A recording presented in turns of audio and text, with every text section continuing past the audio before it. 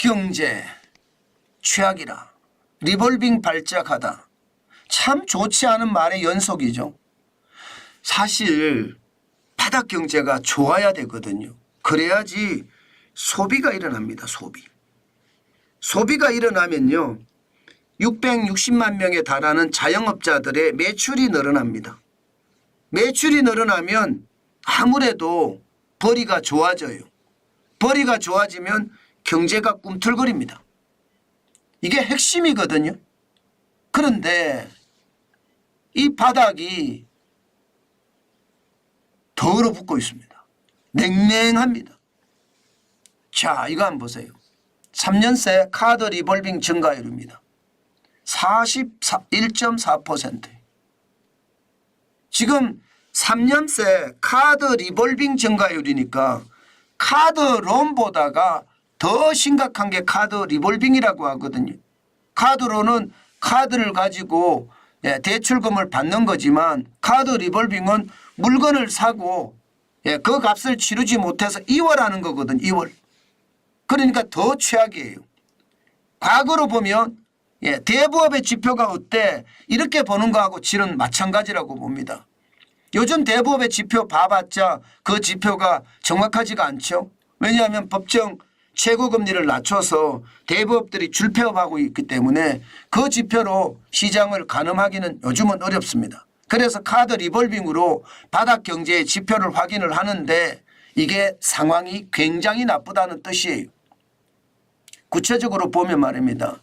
2020년에 5조 3,913억 원이었습니다. 그런데 올해 2023년 11월까지 7조예요. 6,249억 원. 역대 최대치입니다. 역대 최대치. 굉장하죠. 너무나 많이 늘어나죠. 3년새에 41.4%가 늘었고요. 금액으로는 2조 2,336억 원이 늘었습니다. 그나마 여러분 조금 다행이라고 생각하는 것은요. 2021년에 6조 1,449억 원에서 2022년 7조 3,574억 원. 무려 1년 사이에 1조 2천억가량 늘었잖아요. 그때에 비하면 지금은 많이 안 느는 거다. 그때에 비하면 2022년 말하고 2023년 말까지 간다고 하더라도요. 많이 차이 나봤자 5천억 정도 차이 날 것 같다. 1조 2천억하고는 비할 때가 아니죠. 뭔가 아주 바닥에서 이제 막 헤어나오려고 안간힘을 쓰는 그런 모습은 보입니다만은 아직까지는 어렵습니다. 바닥이 좋아야 경제가 좋은데 이게 바닥이 나쁘니까 경제가 진짜 어렵다는 이야기죠. 여기다가 지표 하나만 더 보겠습니다. 카드와 관련된 지표. 바로 이겁니다. 카드론 대환대출 말입니다. 카드론 대환대출이라는 게 카드론으로 돈을 쓰고 있는데 만기가 됐어요. 갚을 수는 없어요. 그러면 대환대출을 받을 수가 있거든요. 이렇게 되면 신용등급은 떨어지고요. 대환대출의 금리는 굉장히 높겠죠. 그런데 이게 늘어나요. 이것도 말입니다. 2022년 11월에 1조 664억 원이었습니다. 그때 대비하면 49.7%가 늘었습니다. 1년 사이에 5,296억 원. 1조 5,960억 원으로 늘었습니다. 이것은 여러분 우리가 생각해야 될 게요. 카드론으로 급전을 빌려 썼는데 결국은 영업해서 벌어서 못 갚는다는 뜻입니다. 이것은 어떻게 생각하면 카드론보다가 사실은 더 심각한 수치라고 이야기할 수가 있습니다.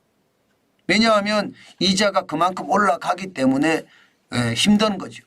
실제 이자를 보면 여러분 충격적이거든요.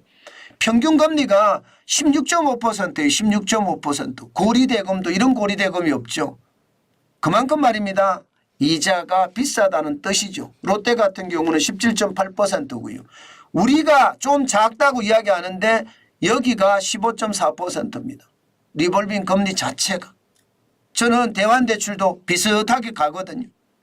대환대출도. 그러면 여러분 두 지표가 우리 바닥 경제의 현실을 보여준다 이렇게 이야기할 수 있는데 대환 대출은 굉장히 빨리 1년 사이에 늘어나고요. 예, 리볼빙도 그만큼 늘어나는 것을 보면 결국 말입니다. 바닥 경제는 아직 요원하다. 저는 정부가 이런 지표를 잘 봐야 된다고 생각합니다. 이런 지표를 잘 보면 시장이 보일 건데, 예, 저는 이런 지표를 안 보는 걸 보니까 참 답답하다, 이런 생각이 저는 절로 듭니다. 왜 이런 지표를 안 볼까요? 저는 이런 지표가 시장을 이해하는데 굉장히 중요한 지표라고 생각을 하는데, 이런 지표들을 안 보니까 더 충격이 되지 않을까, 저는 그런 생각도 많이 해보거든요. 사실 시장의 충격이라는 건 언제든 발생할 수가 있습니다. 언제든. 그러나 지금처럼 최악으로 발생하는 것을 보면, 야, 이게 앞으로 더 심각한 상황이 되겠구나, 저는 그 생각 계속 해봅니다. 생각했던 것보다 바닥 경제가 형편없지요.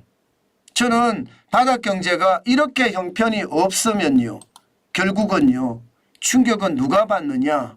예, 저는 많은 사람들이 이 충격을 고스란히 받을 수밖에 없다고 생각합니다. 바닥 경제가 좋아지는 그날은 좀 나아질지 모르겠으나 아직까지는 영원하다. 저는 정부의 정책이 아주 강력한 정책들이 많이 나와야 된다고 생각해요. 그래야지 나라가 좀 좋아지고 또 경제가 좀 더 좋아지지 않을까, 다시 한번 생각해 봅니다.